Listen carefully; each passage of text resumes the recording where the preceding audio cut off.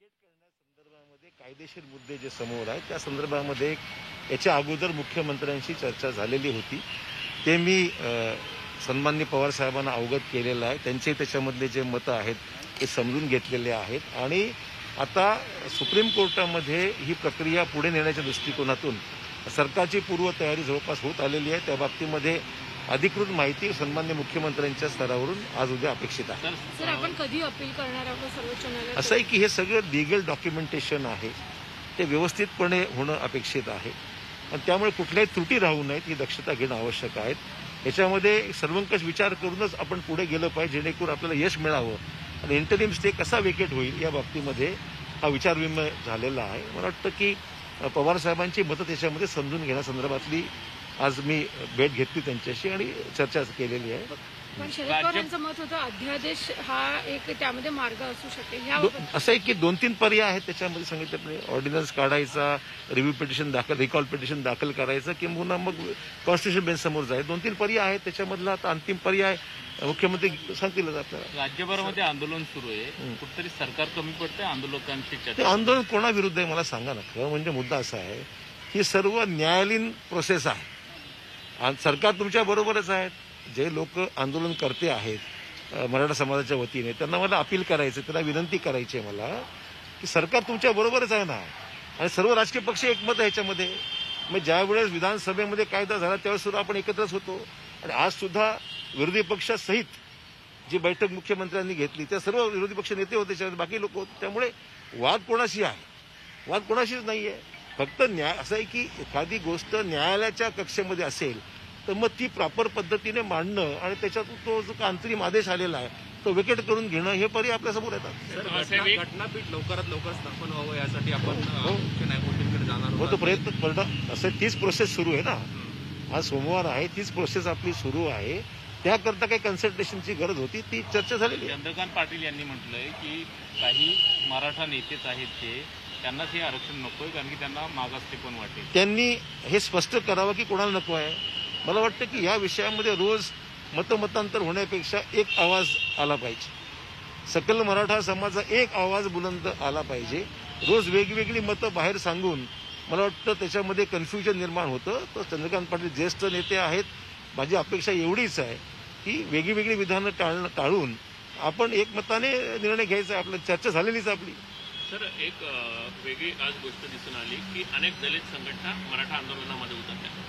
दलित संघटना मराठा आंदोलन, विशेषतः आरपीआय मराठा आंदोलनात उतरली आहे. ते आनंदाची गोष्ट आहे ना. जर ह्याच्यामध्ये सर्व समाज येतं त्याला चांगलंच एकंदरीत एक सामाजिक एकात्मतेचं त्याला स्वरूप येईल, चांगली गोष्ट आहे. जे या सगळ्या मराठा आरक्षणाला समर्थन देत असतील ते स्वागत आहे त्यांचं.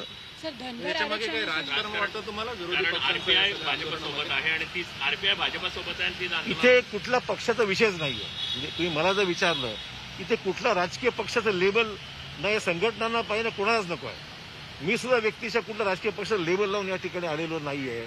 हा विषय मार्गी लावावा म्हणून अगोदरही प्रयत्नशील होतो, आजही प्रयत्नशील. तर इथे दुसरीकडे आता धनगर आरक्षणासाठी देखील आंदोलनांना आजपासून सुरुवात झाली आहे. त्यांचं म्हणणं अध्यादेश काढून धनगर आरक्षण देखील देण्यात यावं. खरं म्हणजे आता ह्या बाकीच्या विषयासंदर्भातली मला अधिक माहिती यासाठी नाही, कारण की सगळ्या गोष्टीला एक लिगल बॅकग्राऊंड आहे. आरक्षणाचा मुद्दा आपण जो पाहतो की ज्या मुद्द्यावर आता सर्वोच्च न्यायालयामध्ये आहे असेच सगळे क्लिष्ट विषय आहेत. त्यामुळे प्रत्येकजण जे काही आरक्षण मागतायत त्याच्यामध्ये हे विषय चर्चेला येतीलच.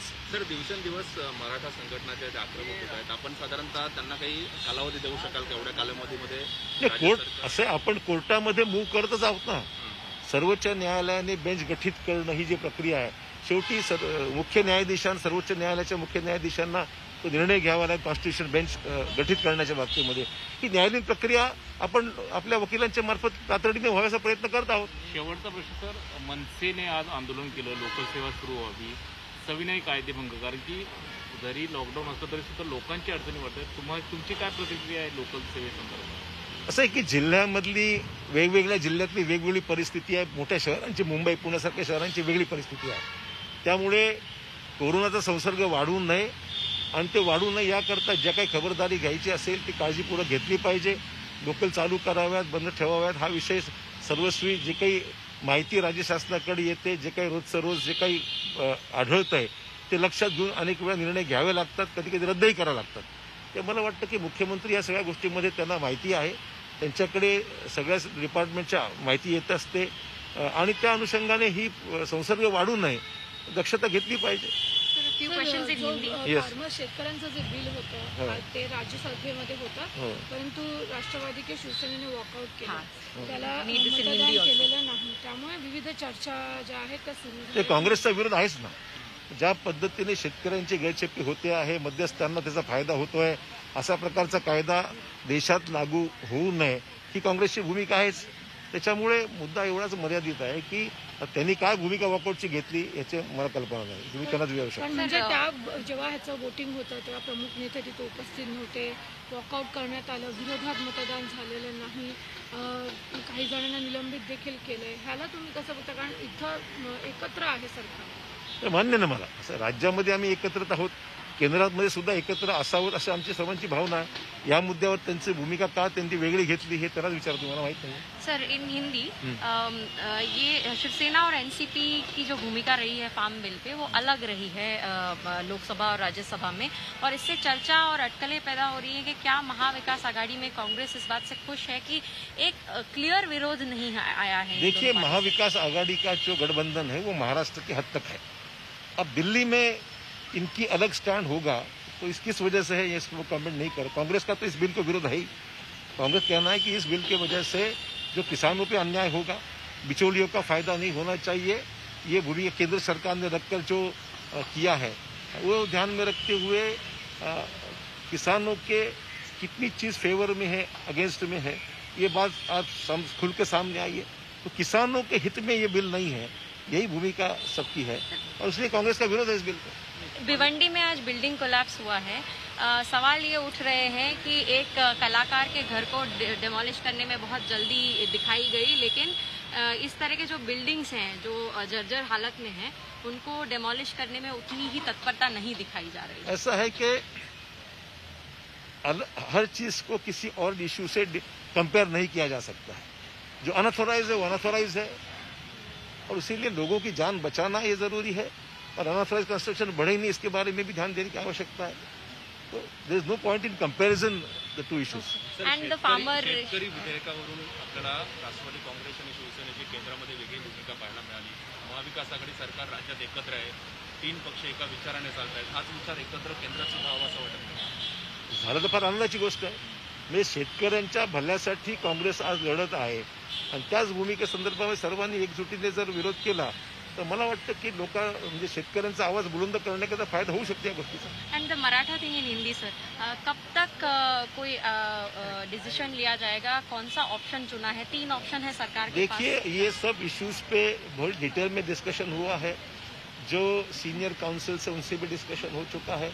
Political dialogue leader of opposition और अन्य लोगों से किया गया है. अब पवार साहब से भी फाइनल व्यू समझने के लिए मैं यहाँ खुद उनको मिलने आया था.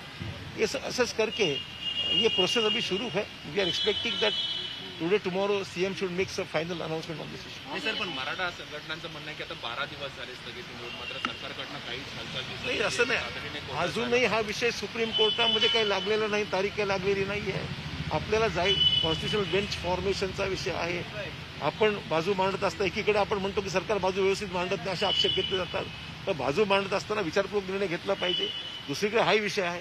त्यामुळे निर्णय घेत असताना त्याच्यावर सखोल विचारपूर्वक निर्णय व्हावा आणि जो विषय निर्णय घेऊ तो सर्वोच्च न्यायालयात टिकला पाहिजे, अशा पद्धतीने झालं पाहिजे आणि म्हणून जे काही करायचं विचारपूर्वक घ्यावं.